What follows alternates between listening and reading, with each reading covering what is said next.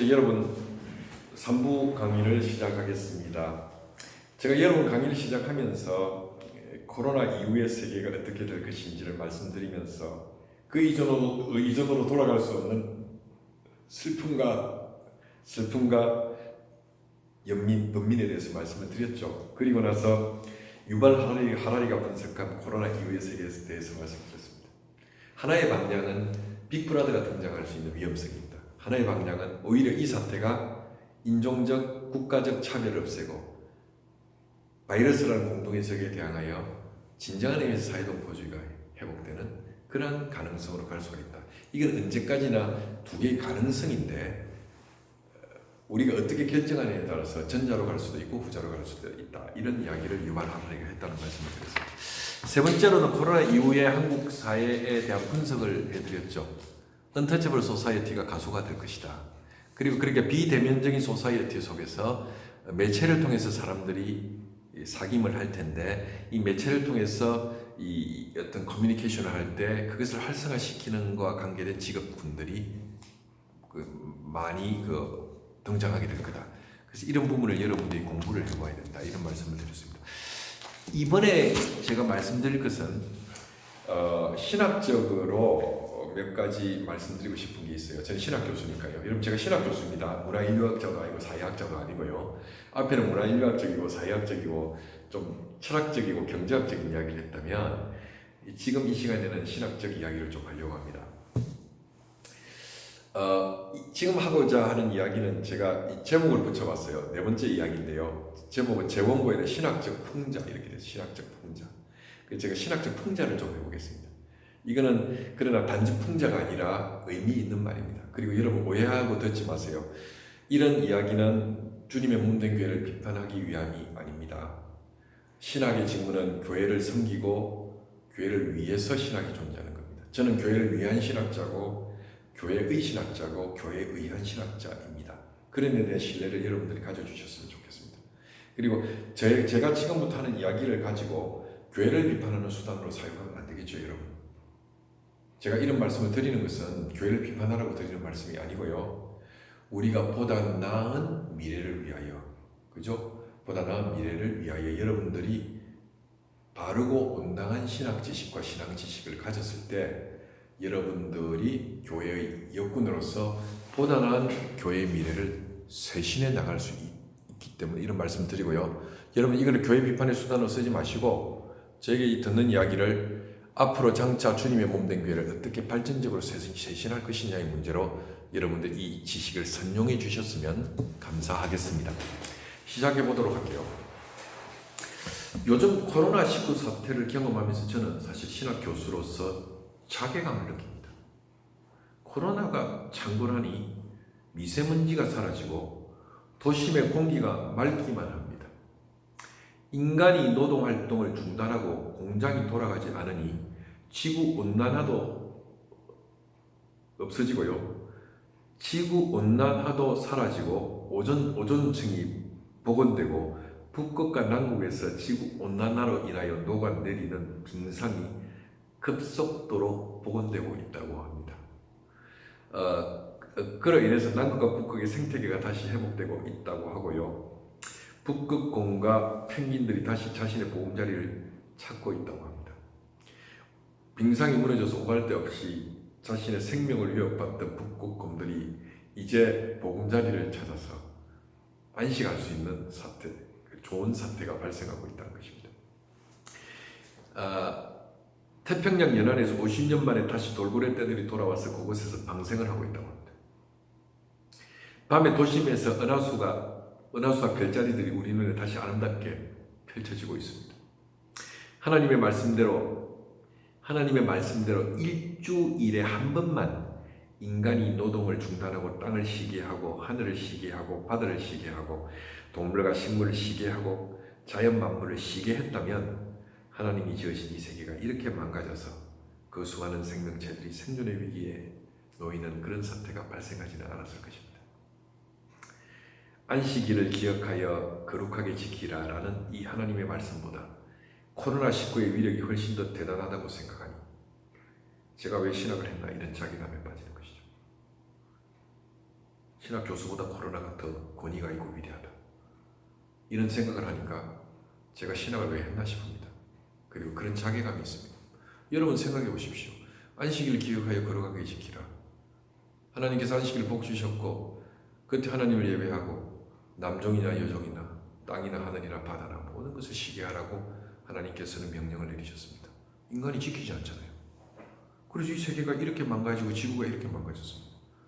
일주일에 한 번만 쉬게 했으면 하늘을, 땅을, 바다를, 동식물을, 우리가 마주해야 하는 모든 삼라만상의 것들을 일주일에 하나님의 명령을 따르지 일주일에 한 번만 쉬게 했어도 지구에 온난화는 오지 않았을 것이고 하늘은 오존층이 망가지지 않았을 것이고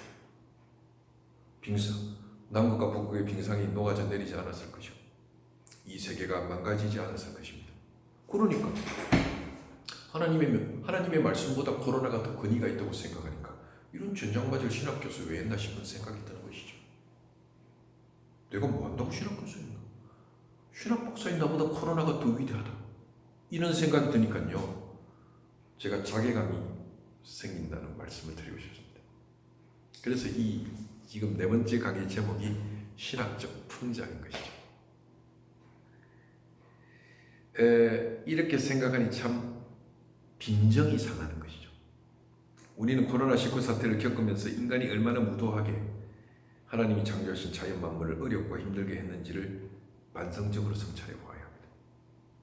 하나님께서 안식일을 기억하여 거룩하게 지키라고 말씀하신 이유 가운데 중요한 이유 한 가지는 일주일에 한 번이라도 인간이 모든 노동을 중단함으로써 이 세계의 주인이 인간이 아니라 하나님이시라는 사실을 겸손하게 인정하라는 의미가 있었던 것이죠. 여러분, 코로나 때문에 인간이 노동을 중단하고 쉬어도 이 세계는 돌아가잖아요. 자연 만물이 위기였습니까? 코로나는 인간에게 위기였어요. 오히려 코로나 때문에 하늘과 땅과 바다와 돌고래와 북극의 곰들이 쉼을 얻고 안식을 누렸습니다. 미세먼지가 없어요. 여러분, 인간이 중단하니까 이 세계가 망가졌습니까? 아니요. 인간이 행동을 중단하니까 하나님 주신 세계가 창조 질서가 급속하게 회복되고 있습니다. 인간이 일을 안 해도 이 세계는 돌아가는 거죠. 왠지 아세요? 이 세계는 인간의 것이 아니라 하나님의 것이기 때문입니다. 우리가 자꾸 내띠 나서서 자꾸 일을 하니까 이 세계가 하나님이 역사하고 하나님이 이 세계를 유지하신다는 사실을 느끼지 못할 때가 많았던 것 아닙니까? 인간이 행동을 중지하니까 이 세계가 인간의 것이 아니고 하나님의 것이라는 게 드러나지 않습니까? 인간이 자꾸 과도하게 액션을 취하니까 인간의 과도한 행위와 행동 속에서 하나님께서 이 세계를 사랑하시고 역사하시고 섭리하신다는 그 사실이 가려지고 은폐되었던 것이 아닐까요? 이런 반성적 성찰을 우리가 해야 되는 것이죠. 그래서 거듭 말씀드리지만 하나님께서 안식일을 기억하여 거룩하게 지키라고 하신 이유 가운데 한 가지 중요한 이유는 일주일에 한 번이라도 인간이 노동을 중단함으로써 이 세계의 주인이 인간이 아니라 하나님이시라는 사실을 겸손하게 인정하라는 의미가 안식일을 기억하여 거룩하게 지키라는 그 명령 속에 담겨 있었다는 사실을 우리는 이 사태 속에서 반성적으로 성찰할 필요가 있는 것입니다. 인간이 노동을 중단하고 아무것도 하지 않아도 이 세계는 하나님의 창조 질서 가운데서 잘 움직이고 운행한다는 사실을 우리 겸손히 인정해야 되는 것이죠. 지금 코로나 사태를 통해서 위기를 느끼는 것은 인간이지 자연 만물이 아닙니다. 인간에게 위기지 자연 만물이 위기에 빠진 것은 아닙니다. 인간이 이 세계를 생각하고 평소에 일주일에 한 번만이라도 노동을 중단하고 땅과 동물과 하늘과 바다를 쉬게 해주었더라면 지구는 이렇게 병들지 않았고 하나님이 창조하신 이 세계가 이렇게 병들고 파괴되고 고통당하지는 않았을 것입니다. 그렇지 않습니까, 여러분? 이런 것 좀 생각해 볼 필요가 있는 거죠, 이런 사태 때. 하나님의 말씀에 순종해서 노동을 중단하는 것이 아니라 코로나로 인하여 노동을 멈춘 이 상황 가운데서 적어도 우리 그리스도인들만이라도 이 문제에 대하여 깊은 성찰과 반성과 뉘우침이 있어야 한다는 말씀을 드리고 싶습니다. 하나님의 말씀의 권위에는 눈 하나 깜짝하지 않던 기독교인들이 코로나의 권위 앞에서 꼼짝 못하는 이 사태를 바라보면서 우리 그리스도인들이 하나님 앞에서 뉘우치는, 진정으로 뉘우치는 마음이 있어야만 한다는 것이 신학교수로서의 제 생각입니다. 그래서 앞으로 주일을 성수하는 일, 주일날 나와 관계하는 모든 것들을 시기하고 성삼위일체 하나님께 나아가서 이 세계와 만물의 주인이 내가 아니라 하나님이란 사실을 겸손히 고백하며 이 세계와 만물이 창조주이시고 구속주이시고 성화주이신 성부 하나님, 성자 하나님, 성령 하나님께 예배드리는 것이 얼마나 소중하고도 중요한 일인가를 이 사태를 통해서 우리가 겸손히 반성하고 뉘우치고 깨달을 수 있기를 바랍니다. 우리가 언젠가는 예배가 정상적으로 드려지고 대면하여 예배를 드리는 날이 오겠지요. 그때 우리는 예배드리는 자세를 새롭게 하고, 왜 주일 성수가 그렇게 중요한 건지, 왜 주일을 지키는 것이 왜 중요한 건지, 그 하루만이라도 우리가 노동을 멈추고 이 세계의 주인이 창조주 하나님이시고 구속주 하나님이시고 성화주 하나님이라는 사실을 인정하면서 성삼일체 하나님께 예배드리며 감사하며 이 세계의 주인이 당신이라는 사실을 인정하는 그 예배 행위가 왜 중요한지를 다시 한번 점검하고 깨닫는 코로나19의 이 사태가 될 수 있기를 저는 바라는 것이죠. 여러분, 그렇기 때문에 우리가 주일을 성수한다는 것, 이게 단지 형식이고 율법이 아니라는 사실을 여러분들이 이번 사태를 통해서 깨달아 주셨으면 좋겠습니다. 멈추고 예배드리고 나와 관계한 모든 사람들을 시기하고, 하늘을 시기하고 땅을 시기하고 바다를 시기하고 그들의 주인이 하나님이라는 사실을 겸손히 인정하는 그러한 주일 성수가 될 수 있기를 성부와 성자와 성령의 이름으로 축원합니다. 그런 우리가 되어야 되겠다, 그런 말씀을 드리고 싶은 것이죠. 그래서 우리가 주일 성수의 의미를 새롭게 하는 계기가 된다. 이 코로나 사태는 코로나로 인하여 멈추었다. 우리는 진정으로 뉘우쳐야 합니다. 왜 코로나로 인하여 멈춥니까? 하나님의 말씀이 일주일에 한 번은 멈추라고 명령하셨는데 멈추지 않잖아요. 그러니까. 기독교인도 안 멈추지요. 아니, 교인이 아닌 사람이야 뭐 그렇다고 손쳐요. 기독교인도 안 멈추잖아요. 여러분, 주일 성수 그게 그렇게 소중한 의미가 있다는 거 이제 아셨습니까? 여러분, 옛날에 어른들이 주일 성수해야 된다, 그 단지 율법 아니란 말이죠. 그날만이라도 멈춰야 되는 거죠. 그날만이라도 노동을 멈추고 예배를 드리고 이 세계와 이 만물의 주인이 하나님이시라는 것을 인정하고, 그죠? 우리의 노동을 통해서 이 자연 만물을 해치는 것이 아니라 돌보고 가꾸고, 그러면서 그 소출을 통해서 우리가 생계를 꾸려나가는, 그게 기독교인의 올바른 자세고 영성이 아니겠습니까? 이 부분에 대한 뉘우치는 성찰이 있기를 바랍니다.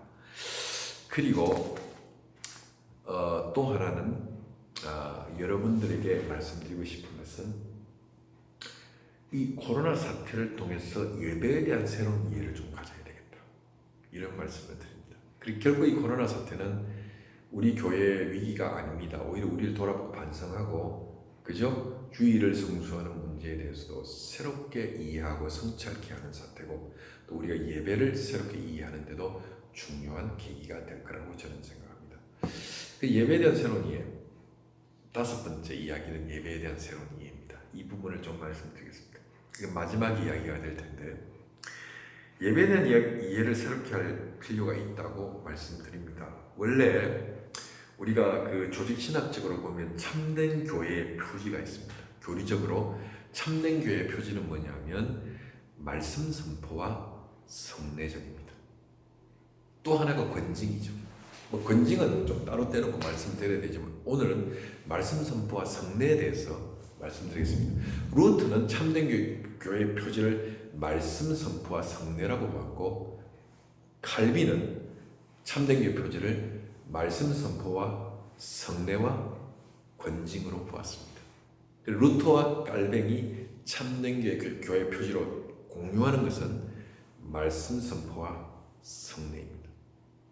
그래서 말씀이 바르게 선포되고 성례가 참되게 집행되는 교회가 참된 교회라고 종교개혁자들은 가르쳤죠. 그리고 예배라는 것은 무엇이냐? 예배라는 것은 바로 참된 교회의 표지가 실천되고 수행되는 것을 예배라고 보았습니다. 그러니까 참된 교회의 표지가 실천되고 수행되는 것이 예배라는 것은 뭐냐면, 예배 드린다는 행위는 예배 가운데 하나님의 말씀이 올바르게 선포되어야 되고, 성례, 즉 여기 성례는 성만찬과 세례인데, 성만찬이 올바르게 집행되고 세례가 올바르게 시행되는 것이 예배라고 본 것이죠. 그래서 모일 때마다 참된 말씀의 선포가 있어야 하고 성만찬이 드려졌던 것이 초대교회의 모습이었던 것이죠.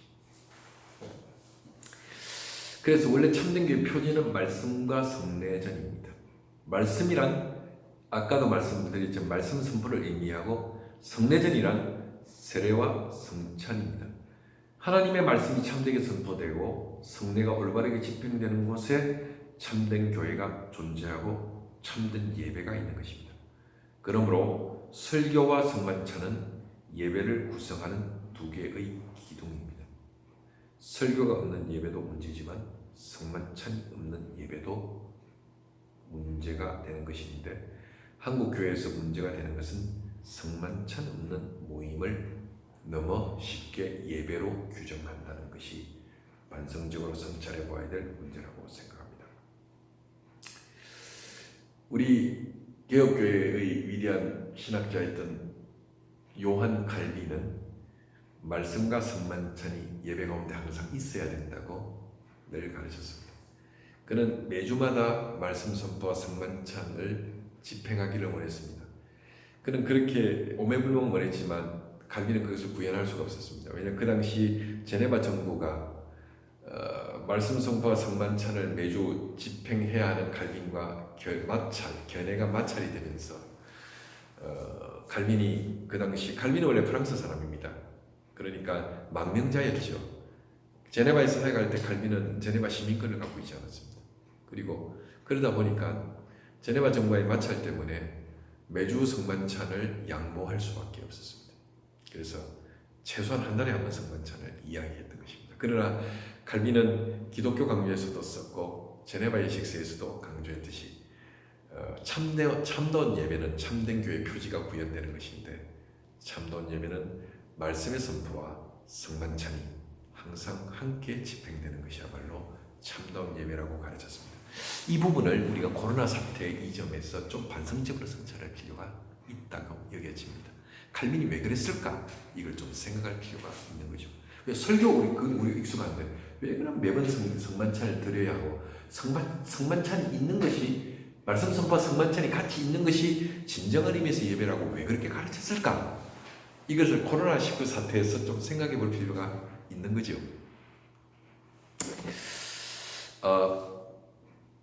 그래서 설교가 없는 예배도 큰 문제죠.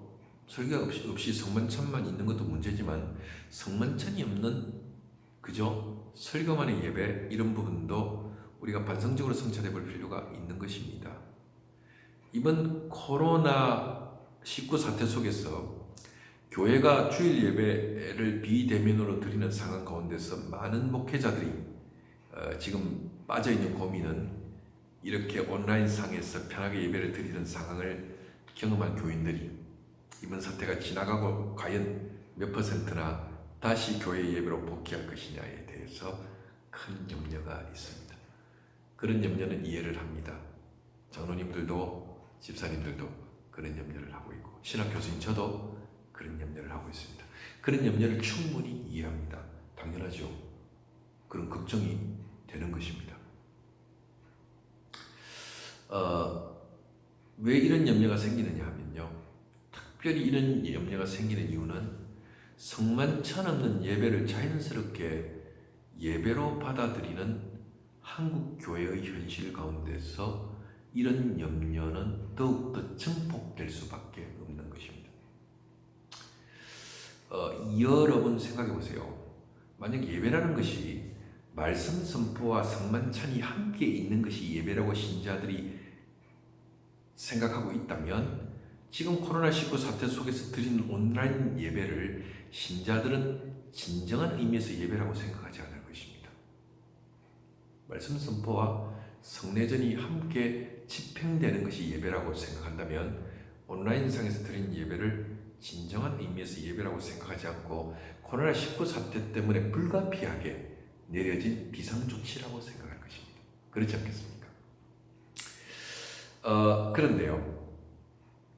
그래서 그냥 비상사태에서 우리가 모여서 예배를 드릴 수 없으니까 임시 방식으로 드리는 온라인 말씀 사경의 정도로 교인들이 생각할 것입니다. 그리고 코로나 사태가 지나고 우리 다시 예배당에 모여서 예배 드릴 그날을 손꼽아 사모하며 온라인 상에서 말씀 사경회를 개최하는 것에 대해서 그죠? 진정으로 모여서 드릴 예배를 희고하고 갈망하면서 온라인 말씀 사경에 참여하게 될 것입니다. 그런데 성만